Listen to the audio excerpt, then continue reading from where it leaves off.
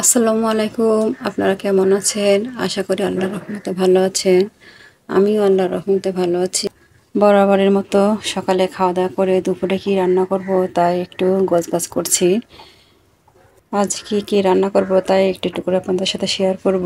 আজ আমি রান্না করব এই মাছগুলো কালকে রাত্রে আপনাদের ভাইয়া নিয়ে এসেছিল। আমি সবসময় বরাবরই মাছগুলো কেটে ধুয়ে পরিষ্কার করে ফ্রিজে রাখার চেষ্টা করি, কিন্তু অনেক রাত হয়ে গেছিলো বলে আমি মাছটা এভাবে রেখেছিলাম। সকালে আমি বের করে রেখেছি এবং পানিতে ভিজিয়ে রেখেছি যে কেটে ধুয়ে পরিষ্কার করে নিব। এই মাছটা আমি বেশি করে পেঁয়াজ মরিচ দিয়ে চচ্চড়ি করব, আর এই পুঁটি মাছগুলো ভাজি করব। তাই আমি আগে থেকে সব কিছু বের করে রেখেছি। পুরো ভিডিওটা না টেনে দেখবেন, আর ভালো লাগলে শেয়ার করে দিবেন, অন্যকে দেখার সুযোগ করে দিবেন। আর এই ঘাটকোল রান্না করবো চিংড়ি মাছ দিয়ে নারকেলের দুধ দিয়ে। আমাদের এদিকের মানুষগুলো খুব পছন্দ করে ঘাটকোলের তরকারি। আপনাদের ওখানে কেউ এই তরকারিটা পছন্দ করে কিনা একটু কমেন্টস করে জানাবেন।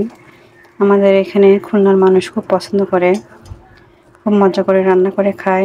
নারকেলের দুধ দিয়ে চিংড়ি মাছ দিয়ে কাঁঠালের সময় কাঁঠালের বিচি দিয়ে রান্না করে খুব মজা লাগে। যে মাছগুলো আমি কেটে ধুয়ে পরিষ্কার করে নিয়েছি, সুন্দর করে মাছগুলো সেটা ধুয়ে পরিষ্কার করে নিয়েছি। আমি সব মাছগুলো আমি রান্না করবো না, আমার যেটুকু লাগবে সেটুকু নিয়ে রান্না করব। আর মাছ তো পথে আছে, মাছ ধুলে মিঠা আর গোশ দিলে সিঠা, তার জন্য করে আমি মাছটা ধুয়ে নিব। মাছটা খেতে অনেক মজা হয়। আমি মাছটা হাতে মেখে বসিয়ে দিয়েছি, পাশাপাশি আমি চিংড়ি মাছটা ওই পুঁটি মাছটা রেঁধে নিচ্ছি। ওই তেলে আমি পেঁয়াজ ভেজে নিব। আরও নতুন নতুন ভিডিও যদি দেখতে চান তাহলে সবাই চ্যানেলটা ফলো এবং সাবস্ক্রাইব করে রাখবেন নতুন নতুন ভিডিও দেখার জন্য।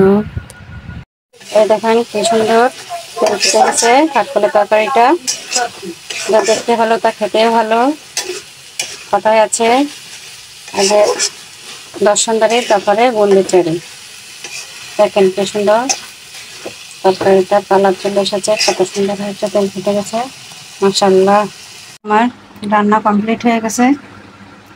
পুঁটি মাছ ভাজি, ভালে মাছ চচ্চড়ি আর ঘাটকল। আর এই ঘাটকলের রেসিপিটা আপনারা অন্য একটা ভিডিওয়ে দেখতে পাবেন, ভালো লাগলে দেখে নেবেন। সবাই ভালো থাকবেন, ভালোবাসবেন, এভাবেই আমার পাশে থাকবেন। আসসালামু আলাইকুম, আল্লাহ হাফেজ।